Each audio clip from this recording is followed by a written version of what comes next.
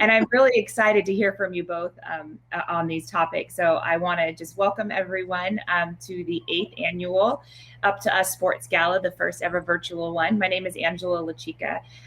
Today's guests are Commissioner Paul Tagliabue and Odessa Jenkins. Odessa is an Up2Us Sports ambassador. She's the co-founder and CEO of the WNFC, two-time national champion, USA football gold medalist, named the Unrelenting Sports Illustrated's 2020 list of most powerful, influential women, played Division I basketball, and also ran track in college, and is a Hall of Fame running back.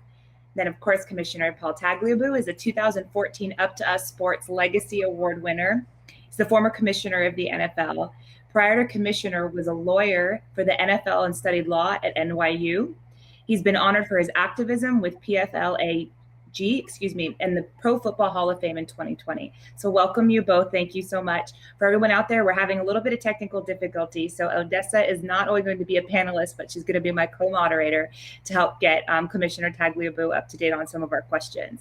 So I'm going to just dive right in. I can't wait to get started. I'd like to start with you, Odessa. Just, please tell us how you came to be. Football is not a traditional sport for women. What inspired you to start and to run the WNFC?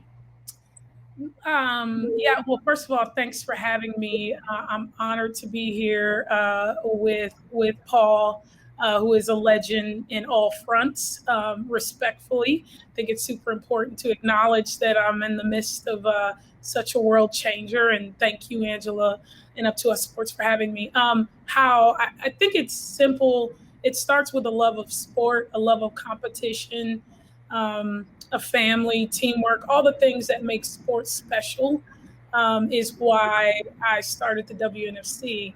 I started playing football. I was telling Paul that football was my first love. I was playing in the streets of LA and then played in elementary and junior high.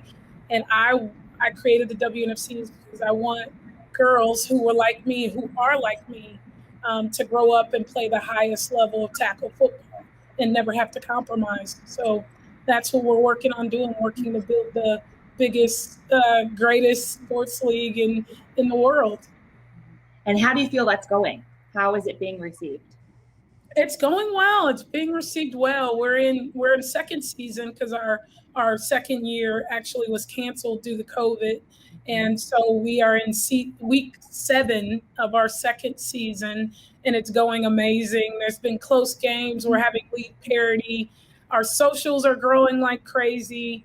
We're getting new sponsorships. We have a big championship weekend coming up in North Texas. So I think it's going quite well in year 2 of a business to still be here. In this world is in the sports and in women's sports is a blessing. So I think we're doing quite well.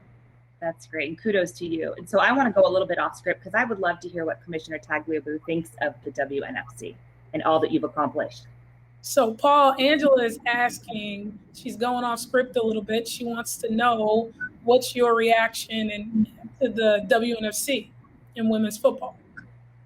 I think it's great. I mean, I go back to when I was commissioner. We started focusing really hard on youth football, and tried to spin out USA football because there was USA basketball, USA hockey. And we started to have coaching seminars at the Hall of Fame in Canton, Ohio every August. And in those days, we had women coaches in women's football, not coaching men's football or boys football. So that was my first contact with women coaches. That's 20 years ago, probably 25 years ago. Mm-hmm. I've always thought, when you look at women playing rugby in college and other contact sports, there's no reason they can't be playing football. And I was a big proponent that football could be played. And Bill Walsh was my teacher. Bill Walsh was a pretty good coach and a pretty good teacher. But he used to tell me that the game of football can be adapted for any type of people, whether it's in the United States or internationally.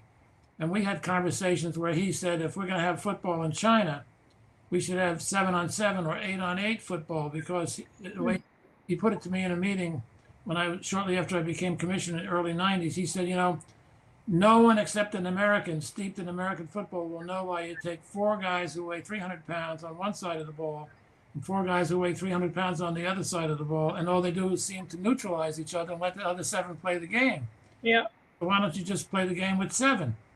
And that, that was his attitude. And he had the same attitude about women. He had the same attitude about big kids, little kids, boys, girls. Everyone can play football as long as you take into account the opportunities, the talents, the skills that you can expect them to have, and as long as there's parity. You don't have 6'6" people weighing 300 pounds playing against 5'2" people playing, weighing 90 pounds. That doesn't work.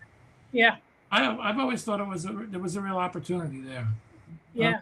I'm delighted to see it's becoming a reality. And of course, the league seems to be doing a lot with officiating and coaching in the NFL to encourage women to participate more and more in football, which I think is a great initiative by Roger Goodell and his people. Yeah, I couldn't agree more. I think so many women who played, my U.S. national team teammates. I was lucky enough to be a recipient of the Bill Walsh Diversity Internship and coach with the Atlanta Falcons through some of those programs. So you definitely hit the nail on the head with that. Well, the other thing I'm excited about the potential for women in football, when the U.S. women's soccer was in the first World Cup, I guess they won the World Cup way back. And some of those, Brandy Chastain and some of those players, I was talking to them once at a dinner, and I asked them, how did you get excited and interested in soccer? And they said, because we watched Art Monk and Darryl Green play for what was then known as the Redskins. So, you can see the connection. It's 2 types of football. One's European and Asian, one's American and Canadian. But the elements of the sport are so similar that it could inspire women watching NFL football to play European football and become the World Cup champs at that time. Absolutely.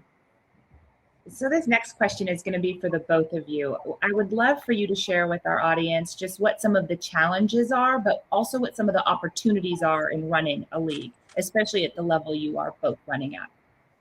I'll let Paul go first. Paul, can you hear Angela yet? No, I can't. Oh, that's right. I got you back. So what she's asking is both of us and you first, what are some of the challenges with running a league at the highest level? And could you share some of that with the audience? Well, I think the biggest challenge is that you have the people in football, whether it's men or women, are not shrinking violets. Let's put it that way. They have strong opinions and strong views about how things should be done. That's true of the game. You have differences among coaches in terms of those offensive-oriented, defensive-oriented, and so on. And the same is true of owners. They have different attitudes and different perspectives on the business of the league. So getting 32 people on the same page is important. And in the NFL, it's particularly difficult to do that because it takes any major decision takes 3/4 vote. So if you get 32 people, you have to get 24 to vote before you get a decision. It's not just a simple majority. So getting a consensus on those kinds of business issues and even on the playing rules. Yeah. Should you have a 2-point conversion? Should you not have a 2-point conversion? Should you give more leeway to the wide receiver going down the field before he can get bumped by the cornerback? And some of them involve issues of safety and tackling. So getting consensus on the rules, getting consensus on the business structure is the hardest thing. And, I used to tell people if to succeed in the NFL, you have to have a high tolerance for conflict, because conflict is about 24 hours every day. It's about conflict of one way or another, conflict of ideas or conflict of interests. I could not agree with you more. And I'll answer that question very similarly, Angela, in that I think you have to be a crisis conflict resolution expert to operate at this level. There is something new that we get, especially because we're a startup. Right. And so I think, for Paul, you came in the NFL in the 80s, I think.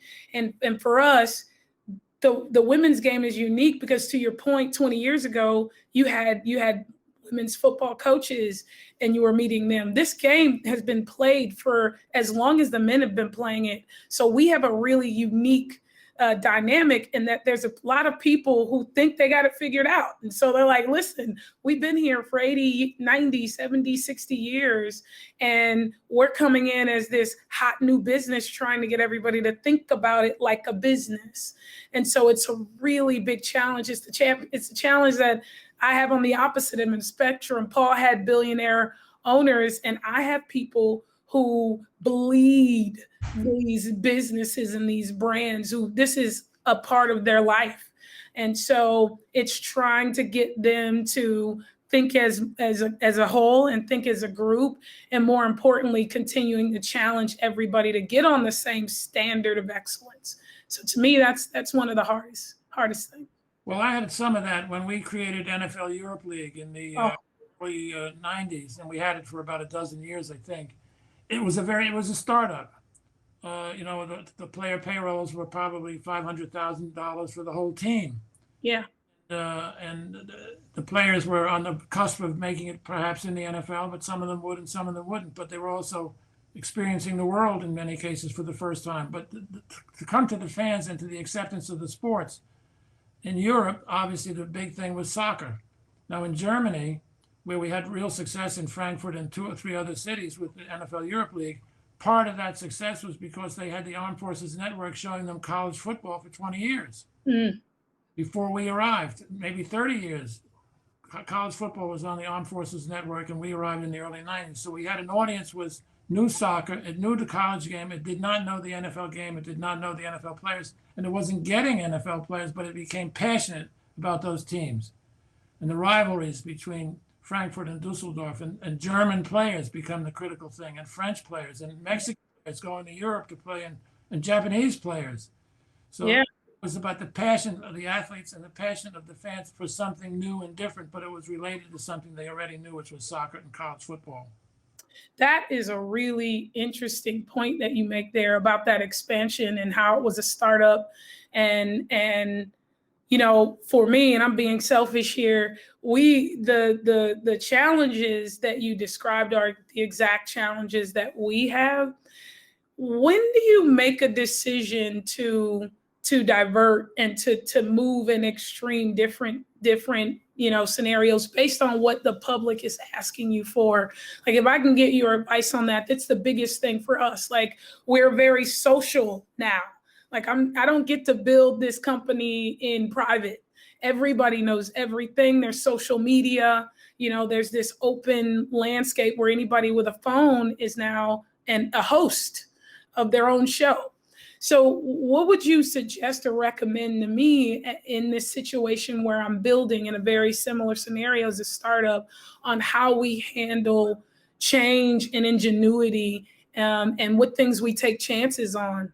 Well, I think a lot of it is what you just alluded to, which is social media and the ability for everyone to speak up and everyone to have a voice. Now, when we were doing NFL Europe in the early 90s and mid 90s, we did not have social media. I'm swamped by social media in my own right and with my grandkids. Yeah. So they say to me, "Opa, how come you don't know about Facebook?" I said, "There was no Facebook when I was the commissioner." Smartphones. I said, "There was no smartphone when I was the commissioner." They said, "You got to be kidding." So I went back and looked it up. I retired in August of 2006. Facebook went viral in the fall of 2006, 3 months after I. Wow. The smartphone was introduced by Apple and others 6 months after I retired. So I was commissioned without those two things. That's good timing. That's good timing. You're lucky. It's tough. 15 years ago. So, but I think the social media and so many ways to connect. My wife and I were watching a show on Apple TV the other night, Ted Lasso. Have you seen the Ted Lasso show on Apple TV? I have not. I don't watch much TV. I don't either, but my son, who's 50 years old, said, "Dad, you got to watch this. It's a show for Apple TV about a college football coach in Kansas."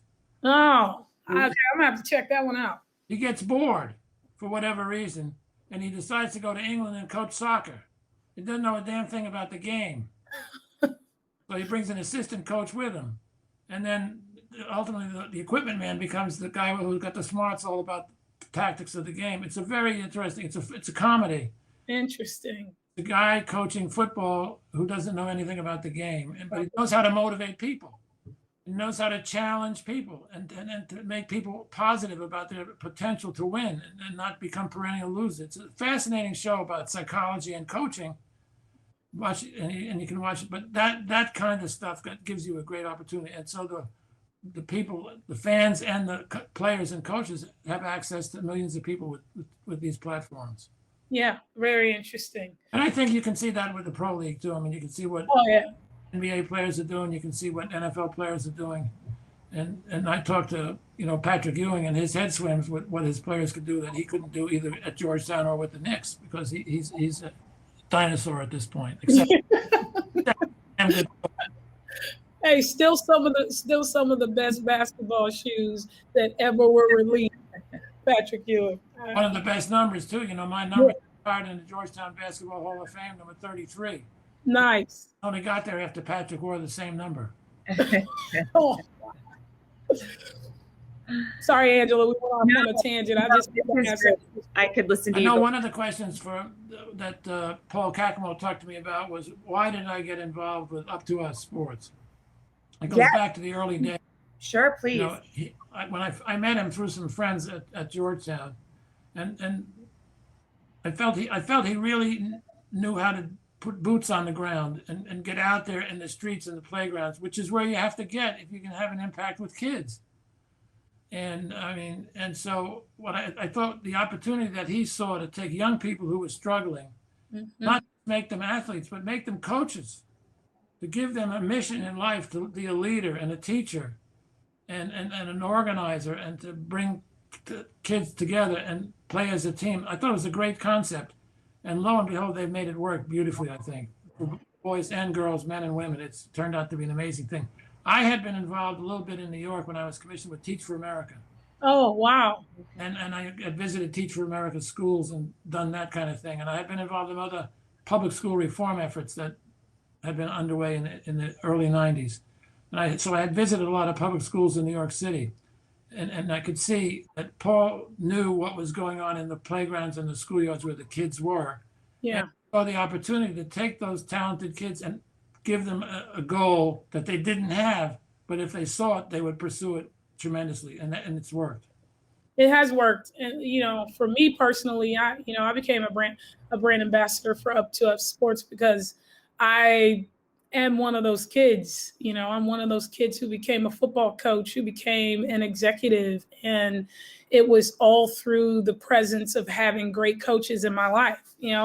I can remember playing, I went to a really tough elementary school in South Central LA, and I can remember how valuable the coaches were to us on the playground. When nothing else seemed organized, your coach was always somebody who could give you structure and who can give you discipline and who cared. And so I took that with me. It was a no-brainer to jump in and help this organization in any way I can. So, Angela, you got any other questions for us? I do. I have two more questions, if you guys don't mind, if you all don't mind, excuse me. I think first, as we're talking about platforms and opportunities from a league perspective, Odessa, this question is for you in particular. You've gone from an athlete now to a business owner. And what does support look like when your athletes are looking to speak out on some social justice issues? Yeah, for me, and sorry, Paul, Angela asked me a question. It's so hard he can't hear. For me, when it comes to being an athlete, you're a person first. And, the athletes in the WNFC are lucky enough to have an athlete as a league owner, as a CEO. And so I position them to speak their piece and to share how they feel in the world. I mean, we do have guidelines because you are a part of a brand, you are a part of a family, and we look at it very similarly as we do in any other business or any other family. But ultimately, if something is happening in the world that you think affects you disproportionately, or that is unjust or unjust, or is not delivering equality in the ways that we set forth. I mean, we are a women's football league, so inherently we are a diversity, equity, and inclusion leaders. And so for me, we do it through our socials. We do it through our coaching of our players, our annual meetings that we have with them. We reinforce it in our rule set that doesn't disrupt them from doing any kind of protest they want, speaking out in any ways, as long as it's respectful to them personally and the brand. So that's how we support it. That's one of the ways, Paul, where we're lucky to be in social media, where people are used to, athletes having a voice. So it's much more expected for us to have that in the WNFC. Sure. Well, I was told when I became commissioner, I had been attorney for the league for 20 years, basically, before I became commissioner. And so I knew a lot of the owners. I knew a lot of players, but mostly former players, So I knew Gail Sayers, I knew Willie Davis, I knew players who had played in the years before I was commissioner, even before I was attorney in the 60s and early 70s, and I was attorney mostly in the 80s. But so several owners spoke to me before I became commissioner and said, if you get this job, the first thing you have to do is go in a locker room or go visit some teams and throw the coaches out of the room and just tell the owner you want to meet with the players and nobody else. So when I did get the job as commissioner, I visited with the Pittsburgh Steelers players. Chuck Noll was the coach at the time. I visited with the Giants players. Bill Parcells was the coach at the time. I visited with the Philadelphia Eagles players, Reggie White and others. And Buddy Ryan was the coach at the time. And we just, I came in, the coach introduced me as the new commissioner and said, the floor is open for anything you want to say, any question you want to ask, any criticism you want to hurl. And we had like 2-hour sessions.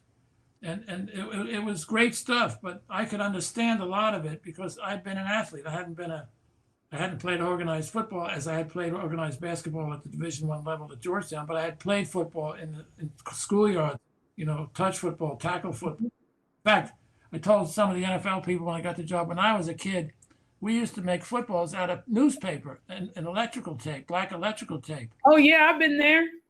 So you get newspaper rolling, wrapped up with black electrical tape. I gave a speech in Green Bay, Wisconsin some years ago, and I brought one of my black electrical tape footballs. That's awesome. And I held it up in Green Bay, Wisconsin, and the head coach, I think at the time was Mike Holmgren. He said, if you had to play football with that kind of a ball, no wonder you played basketball. But the point is that when I came out of that meeting with the Pittsburgh Steelers players, I said to Chuck Noll, I remember this to this day, I said, the dynamics among 65 guys playing football from all parts of the world are quite different from 12 guys playing basketball, mostly from the Northeast. And Chuck Noll said, tell me, I've been doing this for 10 or 20 years. He wasn't surprised that I knew the differences right away. Yeah. But having been an athlete, I think is very important to understand, management, obviously coaching, and any other aspect of sport, whether it's PR or marketing. You have to have some intuition about sports and athletics, even if you were never a great player.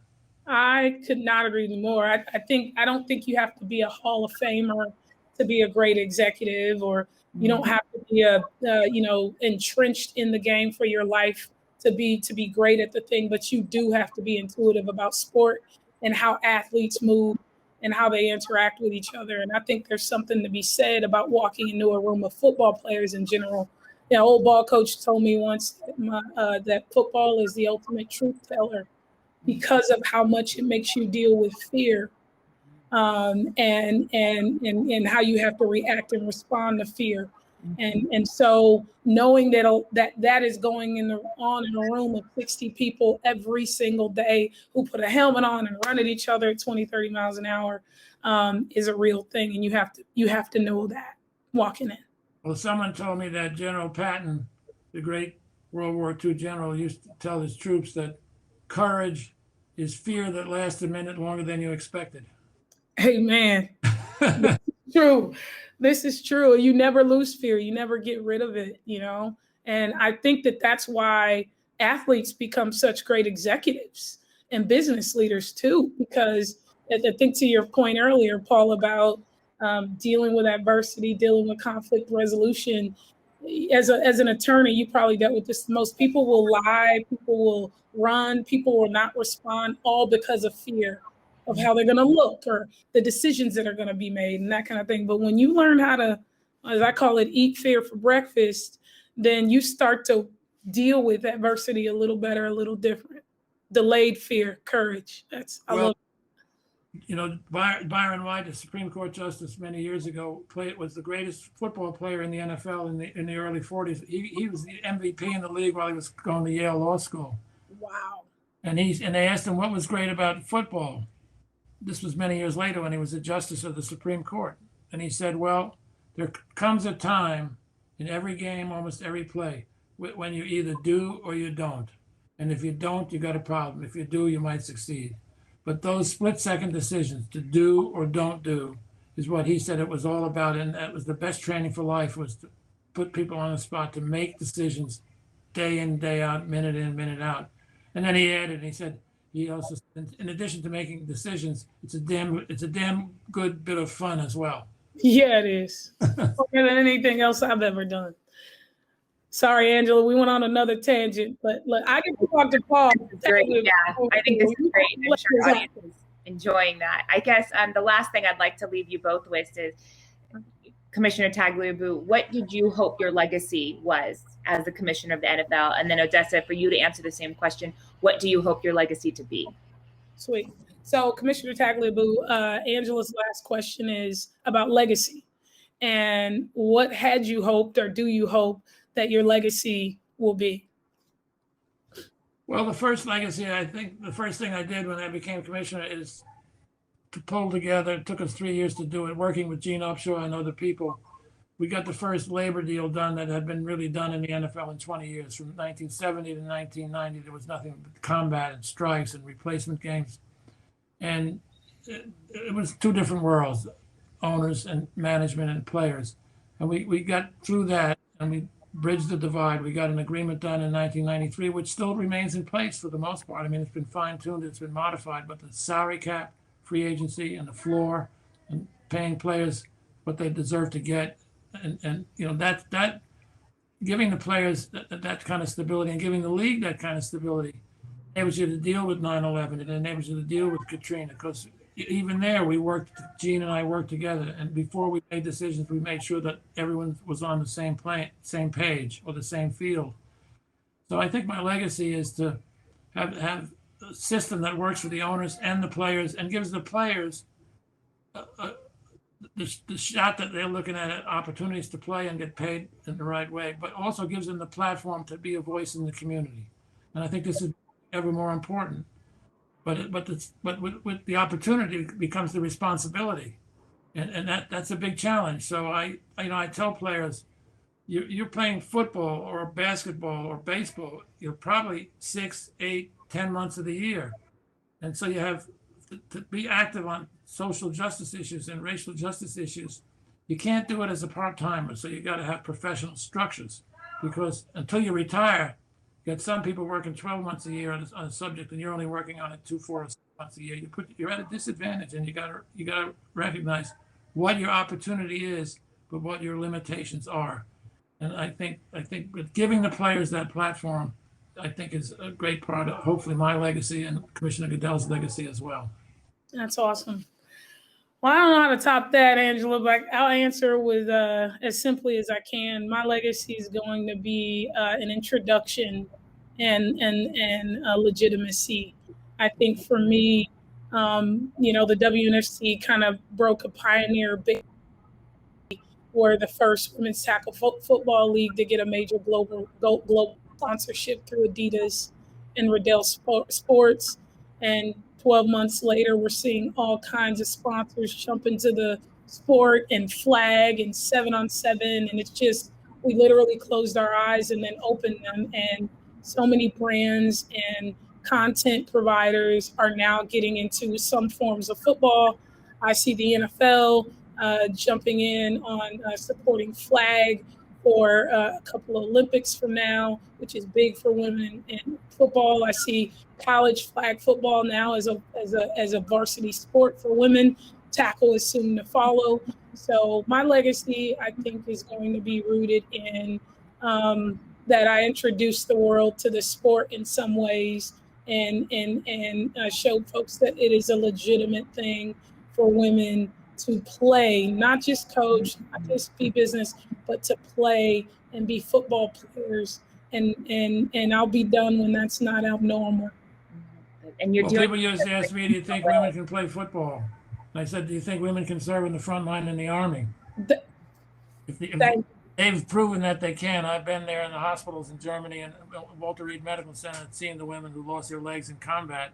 they can do that. They can play football. It's not much more complicated than that, and they do both well. Drop the mic, No, Paul. to end on that note, I think that was beautiful. Thank you both so much. I'm not sure that we have any audience questions. Okay, is that it?